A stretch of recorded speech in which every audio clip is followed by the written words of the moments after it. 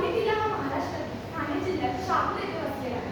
हा किल्ला समुद्र सपाटीपासून सुमारे 2075 फूट उंचीवर असून ठाणे जिल्ह्यातील सर्वात उंच किल्ला आहे आणि म्हणूनच याला ठाणे एव्हरेस्ट म्हणून ओळखले जाते. सह्याद्री पर्वत रांगांमध्ये वसलेला हा ऐतिहासिक किल्ला आहे, जो नैसर्गिक सौंदर्य व ऐतिहासिक वारशामुळे प्रसिद्ध पर्यटन स्थळ आहे. आणि हा सर्वात महत्त्वाचा म्हणजे गिर्यारोहण आणि पर्यटकांसाठी आकर्षणाचे एक केंद्र आहे.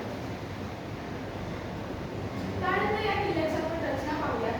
माहुली किल्ला हा डोंगराच्या शिखरावर असल्यामुळे त्याला गिरिदुर्ग असे संबोधले जाते.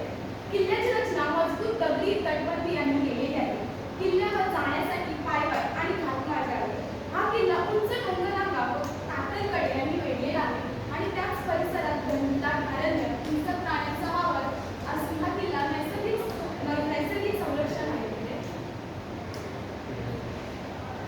तर आपण या किल्ल्याचा इतिहास जाणूया. छत्रपती शिवाजी महाराजांनी याच गडावर गर्भसंस्कार झाले. माहुली किल्ला हा शिवजन्मस्थान म्हणून ओळखला गेला असता, परंतु शहाजीराजांना काही अडचणीमुळे हा किल्ला सोडावा लागला. म्हणून जिजामाता या 7व्या महिन्याच्या गरोदर असताना त्यांना शहाजीराजांनी जुन्नर येथे शिवनेरी गडावर पाठवण्यात आले. सुरुवातीला हा किल्ला तेथील स्थानिक राजे व यादवांच्या अधिपत्याखाली असावा असे इतिहासकारांचे मत आहे. माहुली किल्ल्यावर निजामशाही, मराठे आणि मोगल आणि त्याच्यानंतर इंग्रजांनी राज्य केले. छत्रपती शिवाजी महाराजांच्या काळात या किल्ल्याला विशेष महत्त्वाचे स्थान दिले होते. हा किल्ला रणनीतीसाठी खूप महत्त्वाचा मानला जातो. त्यातील काही आपण लढाया व राजकीय घटना पाहणार आहोत. 1635 ते 1636 च्या सुमारास निजामशाही साम्राज्यात काही बदल झाला, त्यामुळे हा किल्ला शहाजीराजे भोसले यांच्याकडे देण्यात आला. नंतर त्यावर मुघल सरदार खान अमान यांनी हल्ला केला आणि हा किल्ला त्याच्या ताब्यात गेला.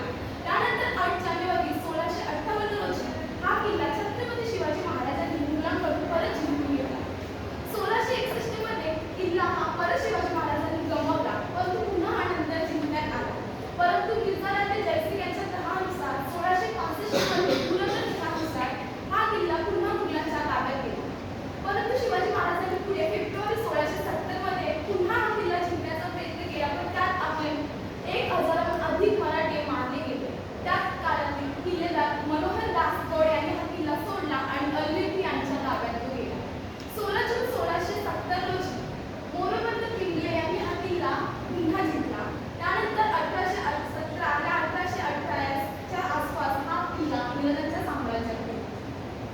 त्यानंतर आपण या किल्ल्यावर वस्तू अवशेष पाहण्यावर ही नावे जी दिली आहेत ही तिथल्या काही पर्यटकांनी किंवा गिर्यारोहकांनी दिलेली आहेत. म्हणजे जसं चंदेरी लिंग असेल, नवला, नवली, घाटोबा, तरोली आणि हा भंडारगड. तर ही नावे किल्ल्यावर काही अजूनही इतर अवशेष आहेत. त्यात प्राचीन मंदिरे आहेत, गुहा